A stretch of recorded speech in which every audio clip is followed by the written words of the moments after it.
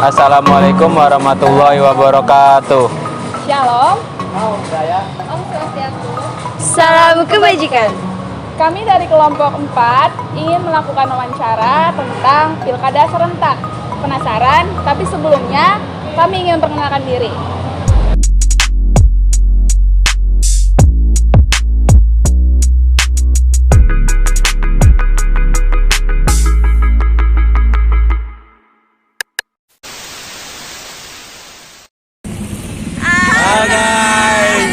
Sekarang kita sudah berada di kantor KPU Kota Serang nih. Mau tahu gimana keseruan wawancara bersama dengan Bapak Ketua Divisi?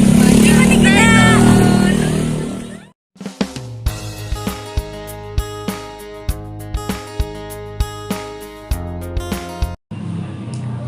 Baik semuanya, sekarang saya dan bersama rekan saya sudah berada di gedung KPU.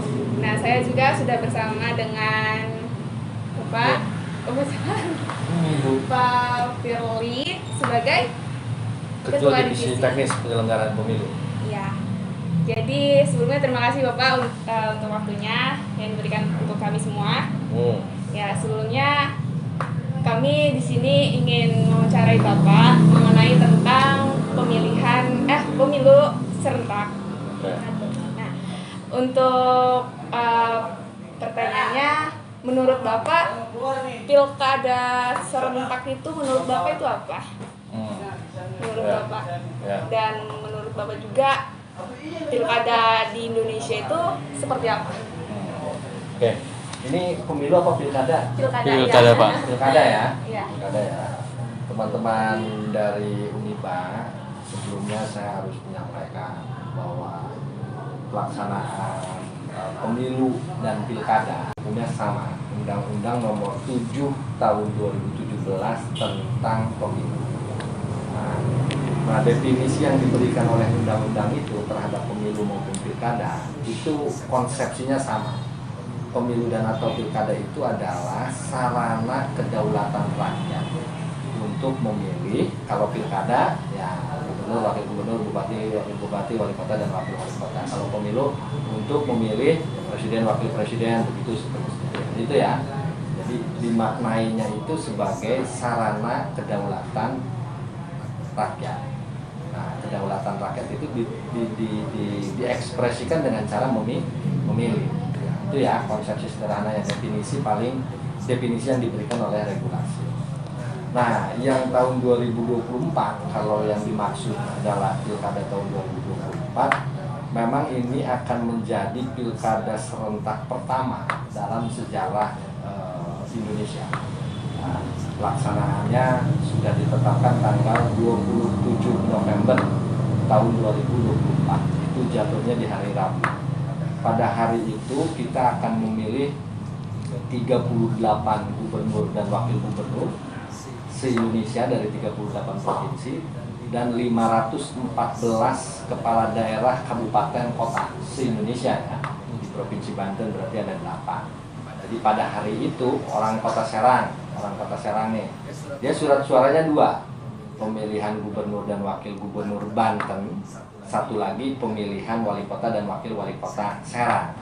Nah, kalau orang Kabupaten Serang, pemilihan gubernur, surat suara pemilihan gubernur, dan surat suara pemilihan bupati dan wakil bupati Serang. Itu ya. Nah, jadi pilkada itu untuk kali pertama akan dilakukan secara serentak. Sebelum 2024, pilkada itu keserentakannya tidak terjadi. Ada yang 2017, ada yang 2018, ada yang 2015. Jadi ada 3 kali tahapan pemilu. Nah, yang tiga kali tahapan pilkada. Nah, yang 3 kali tahapan pilkada itu 2015, 2017, dan 2018 itu dikumpulkan, dikompilasi untuk satu pelaksanaan di tanggal di 27 November 2024. Nah, kalau untuk memaknai pilkada secara komprehensif, ya, tentulah harus dilihat 3 komponen utama pembentuk pilkada itu. Siapa pembentuk pilkada itu? Atau bahasa sederhananya diawali dengan pertanyaan, siapa pemeran utama dari pilkada itu? Atau pertanyaan yang sama diajukan untuk pemilu, siapa pemeran utama dalam pemilu itu? Itu 3 elemen yang harus dilihat itu. Pertama, penyelenggara pemilu. Penyelenggara pemilu itu ada KPU dengan turunannya ke bawah, ada Bawaslu dengan turunannya ke bawah, ada DKPP. Kalau DKPP dia tidak punya turunan ke bawah, dia hanya satu institusi di pusat di Jakarta. Nah, ini penyelenggara pemilu. Ada juga peserta pemilu. Siapa peserta pemilu itu? Peserta pemilu itu penduduk yang telah memenuhi syarat 17 tahun, bukan TNI Polri, sehat jasmani dan rohani, berdomisili di daerah tempat pemilihan, itu pemilih. Ada penyelenggara pemilu, ada pemilih pemilu, ada peserta pemilu. Peserta pemilu untuk pilkada, karena topik kita kan pilkada ya. Peserta pemilu untuk pilkada itu ada 2 jalur, ada 2 kanal.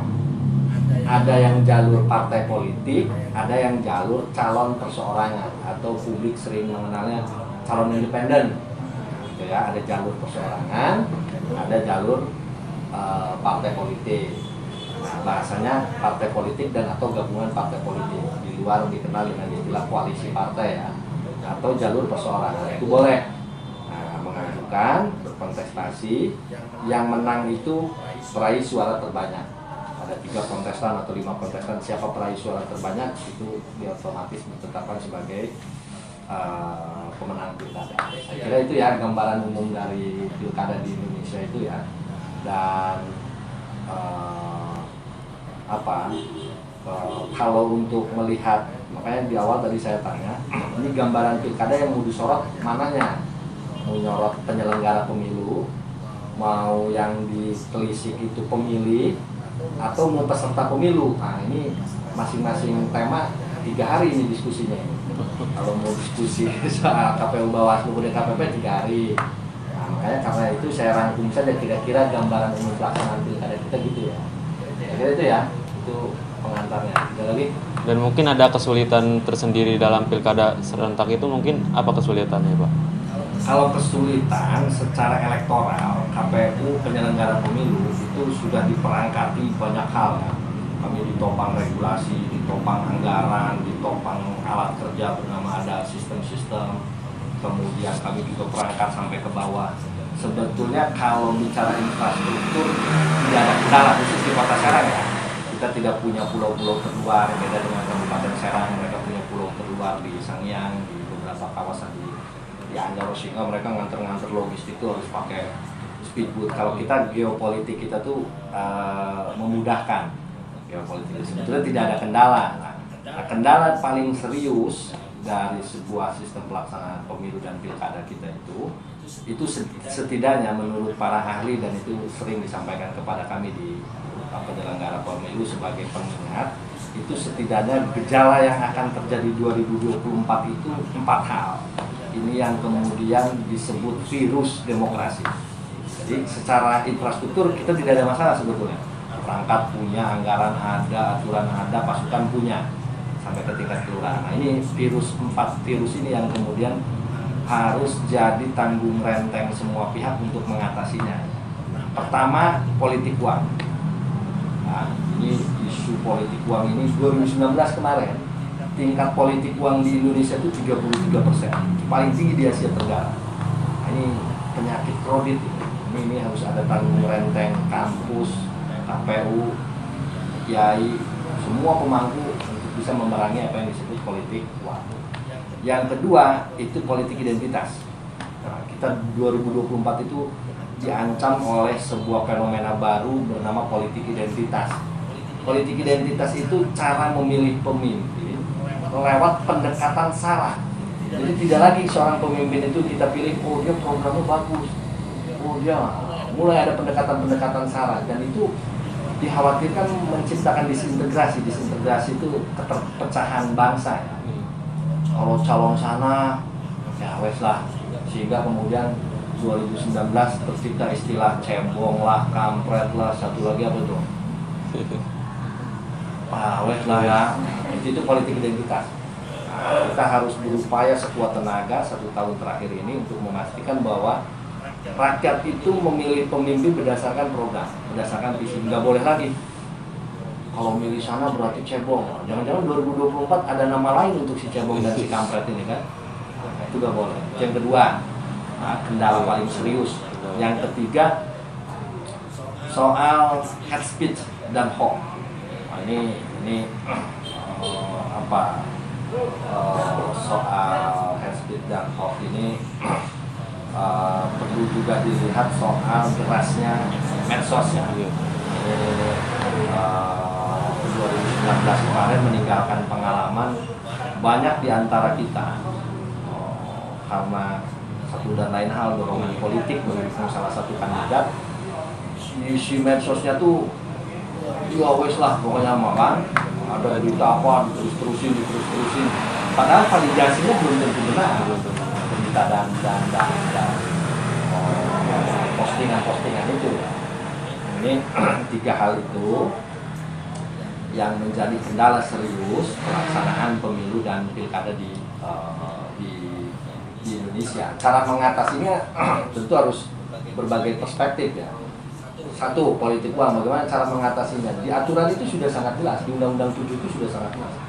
Beban sanksi pidana bagi pelaku politik uang itu si pemberi dan si penerima. Nah, si pemberinya disanksi, si penerimanya disanksi. Kalau regulasinya sudah benar, kenapa di lapangan prakteknya menjamur? Nah, itu harus saya berharap dari teman-teman Uniba ada kajian serius soal praktek politik uang ini. Politik identitas, bagaimana cara menghindari politik identitas itu?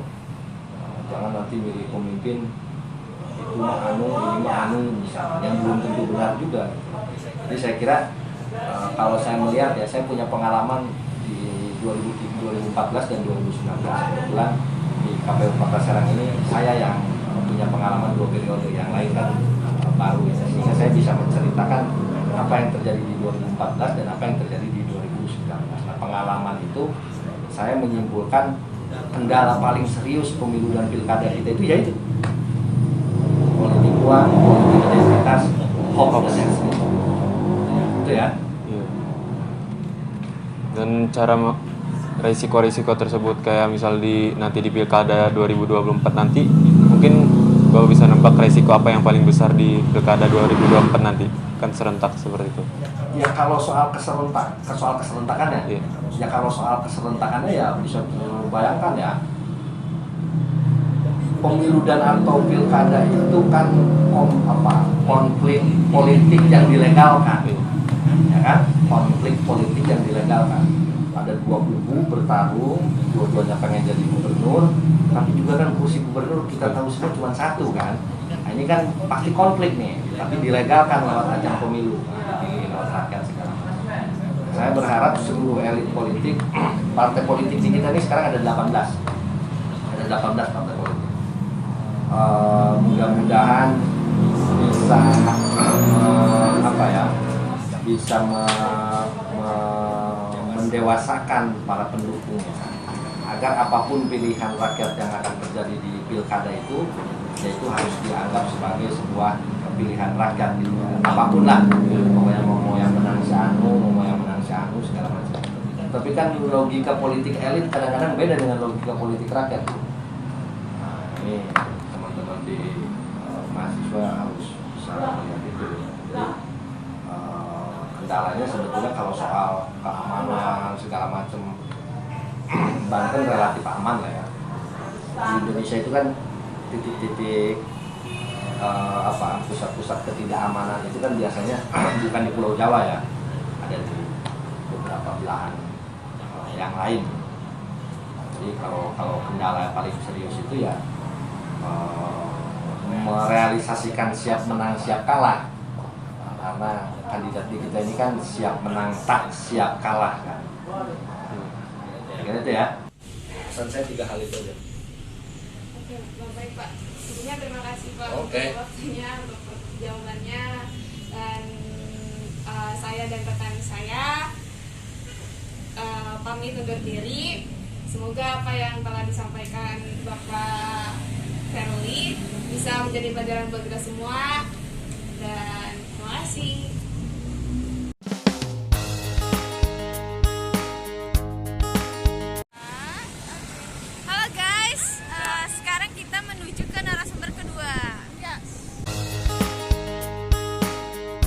Oke semuanya, kita sudah berada bersama narasumber kedua yaitu Bapak Aiman dari Ciruas. Nah, oke Pak. Jadi di sini kita mau menanyakan beberapa pertanyaan tentang pilkada serentak nih Pak.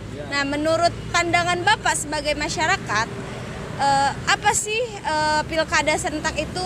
Bagaimana sih pandangannya gitu Pak? Pandangannya harus benar-benar memilih sesuai hati kita ya. Calon-calon pemilih itu jangan ada politik, jangan ada kebohongan, harus jujur semuanya gitu. Masyarakat pengennya kayak gitu. Jika salah satu partai memberikan Bapak uang atau sogokan gitu, apa yang akan Bapak lakukan? Ya sebaiknya kalau menurut masyarakat harus gimana orangnya juga ya. Kadang orang juga sering disogokkan uang itu, kadang juga mau, terus kadang juga memilihnya, itu tergantung orangnya juga ya. Tapi kalau kita harus dengan ketulusan hati aja gimana memilihnya suatu pencalon itu. Kalau dia benar ke depannya bagus, baik, ya itu yang dipilih. Walaupun itu sogokannya besar, kalau orangnya salah tetap aja kan kita nantinya masyarakat akan menilainya gimana gitu maksud ke depannya. Kalau ya gitu aja. Oke, baik. Terima kasih ya Bapak buat waktunya. Kami pamit undur diri. Terima kasih semuanya. Sampai jumpa.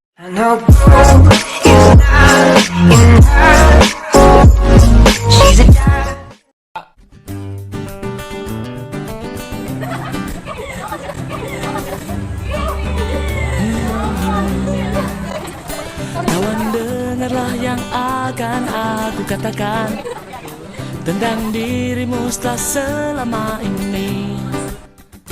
Ternyata kepalamu akan selalu botak, dan kamu kayak gorila.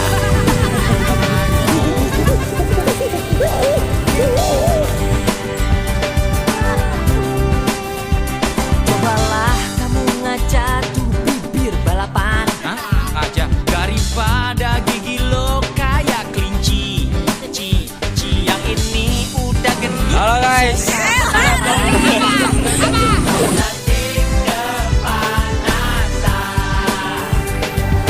Tapi ku tak peduli, kau selalu di hati. Kamu sangat berarti, istimewa di hati.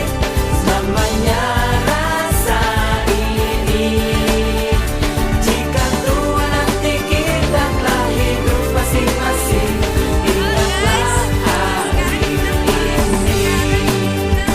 Ketika kesepian menyerang diriku, gak enak badan resah gak menentu. Ku tahu satu cara sembuhkan diriku. Ingat teman-temanku. Don't you worry, just be happy. Temanmu di sini. Salam kebajikan. Wah, wah.